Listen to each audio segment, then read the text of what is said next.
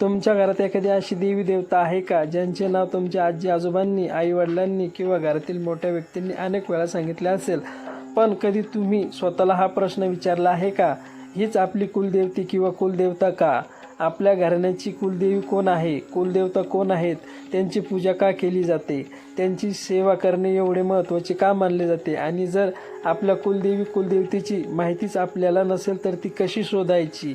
या सगळ्यांचे प्रश्न उत्तर आज आपण या व्हिडिओमध्ये समजून घेणार आहोत. आणि सर्वात महत्त्वाची गोष्ट म्हणजे कुलदेवी किंवा कुलदेवता म्हणजे फक्त घरात पूजवण्यासाठी ठेवले देवता नाही, तर आपल्या कुटुंबाची परंपरेशी जोडलेली एक महत्त्वाची धार्मिक पद्धत आहे.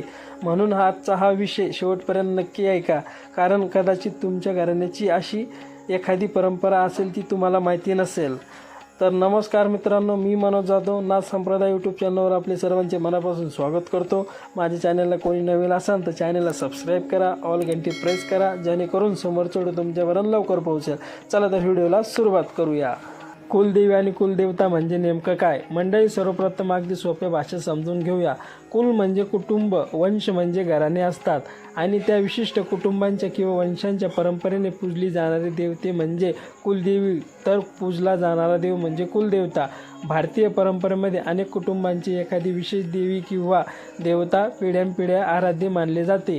उदाहरणार्थ, एखाद्या घराण्याची कुलदेवी एखाद्या देवाचे विशिष्ट रूप असू शकते, तर दुसऱ्या घराण्याची कुलदेवता एखादे देवस्थान किंवा विशिष्ट देव असू शकतो. हे प्रत्येक कुटुंबाच्या परंपरेनुसार वेगळे असू शकते. म्हणून एकच गोष्ट लक्षात ठेवा, प्रत्येक व्यक्तीची कुलदेवती किंवा कुलदेवता एकच असेल असे नाही. वेगवेगळ्या घराण्याची परंपरा वेगळ्या असतात. कुलदेवी कुलदेवतेची परंपरा कशी आली हा प्रश्न खूप महत्त्वाचा आहे. पूर्वीच्या काळात कुटुंबीय, वंश आणि समाज यांची परंपरा पिढ्यानपिढ्या पुढे चालत असे. घरातील मोठी मंडळी आपल्या देवतेची पूजा, उत्सव, नवस, नैवेद्य आणि धार्मिक विधी पुढच्या पिढीला शिकवत असत. त्यामुळे एक पिढ्याकडून दुसऱ्या पिढीकडे ही परंपरा पोहोचली गेली. काही घराण्याची विशेष देवस्थाने नाते निर्माण झाले. काही कुटुंबीय एखाद्या देवीची आपली कुलस्वामिनी मानू लागले, तर काही घरांमध्ये एखाद्या देवाला कुलदेवता म्हणून पूजण्याची परंपरा निर्माण झाली.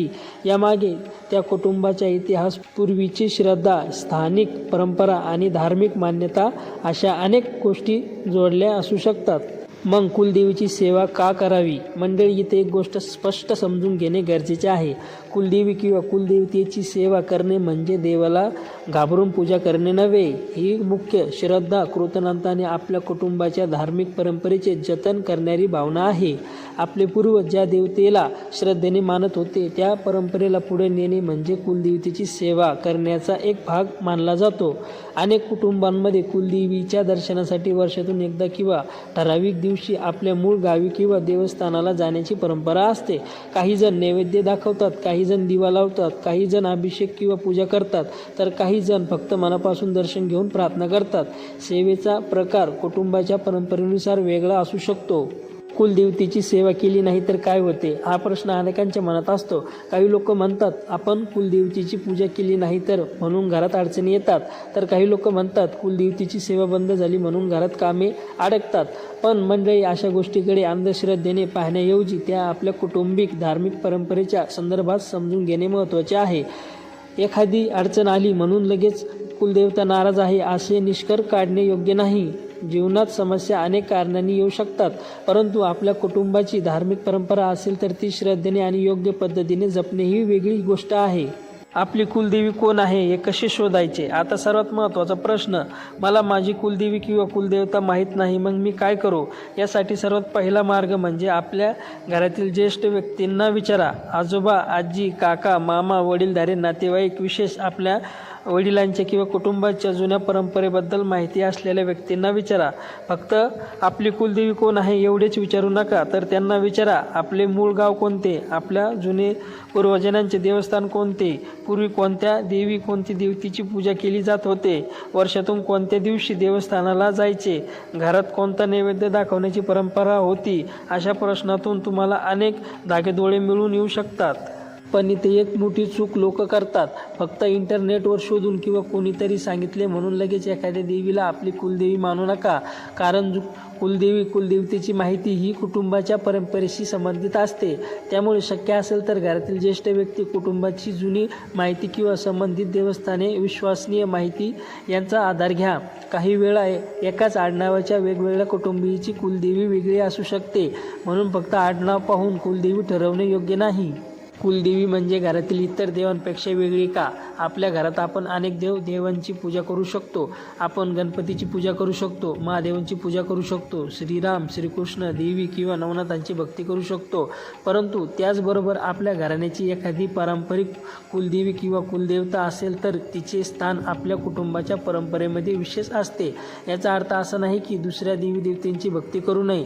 उलट भारतीय धार्मिक परंपरेमध्ये अनेक देवतांची उपासना करण्याची परंपरा आहे. कुलदेवतेची पूजा म्हणजे आपल्या कुटुंबाच्या परंपरेतील आराध्य देवतेशी असलेली नाते जपणे. कुलदेवीची सेवा म्हणजे नेमकं काय? काही लोकांना वाटते की कुलदेवीची सेवा म्हणजे मोठा खर्च करणे, मोठी पूजा करणे, मोठा नैवेद्य करणे, मोठा कार्यक्रम करणे. पण प्रत्येक वेळी असे करणे आवश्यक आहेत का? असे नाही. तुमच्या कुटुंबाच्या परंपरेनुसार साधी पूजा, नैवेद्य, प्रार्थना, देवस्थानाला भेट किंवा मनापासून केलेली नामस्मरणी भक्तीचा भाग असू शकते. महत्त्वाची गोष्ट म्हणजे श्रद्धा आणि परंपरेला आदर करणे. एक छोटी प्रार्थना. जर तुम्हाला तुमची कुलदेवी किंवा कुलदेवता माहीत असेल तर आजच मनापासून त्यांचे स्मरण करा. आणि जर माहिती नसेल तर घाबरू नका. मनात म्हणा, हे आमच्या घराण्याचे आराध्य देवता, माझ्या पूर्वजांनी ज्या श्रद्धेने तुमची उपासना केली त्या परंपरेला मला योग्य मार्ग दाखवा. माझ्या कुटुंबाला सद्बुद्धी, श्रद्धा आणि योग्य मार्ग मिळू द्या. ही प्रार्थना मनापासून करा. मंडळी, आजच्या व्हिडिओमध्ये आपण समजून घेतले आहे की कुलदेवी आणि कुलदेवता म्हणजे कोण, त्यांचे कुटुंबांशी नाते काय आहे आणि त्यांची सेवा का केली जाते. पण अजून काही अतिशय महत्त्वाचे प्रश्न बाकी आहेत. जर एखाद्या व्यक्तीला आपली कुलदेवी माहीत नसेल तर नेमकं काय करावे? कुलदेवतेची मंदिर माहीत नसेल तर ती कशी शोधायची? लग्नानंतर मुलीची कुलदेवी कोण आहेत?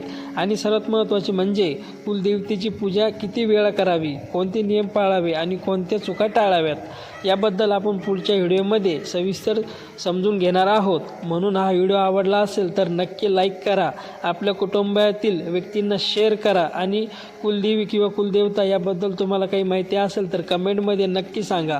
आणि अशा धार्मिक आणि आध्यात्मिक माहितीसाठी आपल्या नाथ संप्रदाय चॅनेलला सबस्क्राईब करून बेल आयकॉन दाबायला विसरू नका. हर हर महादेव. जय नवनाथ महाराज.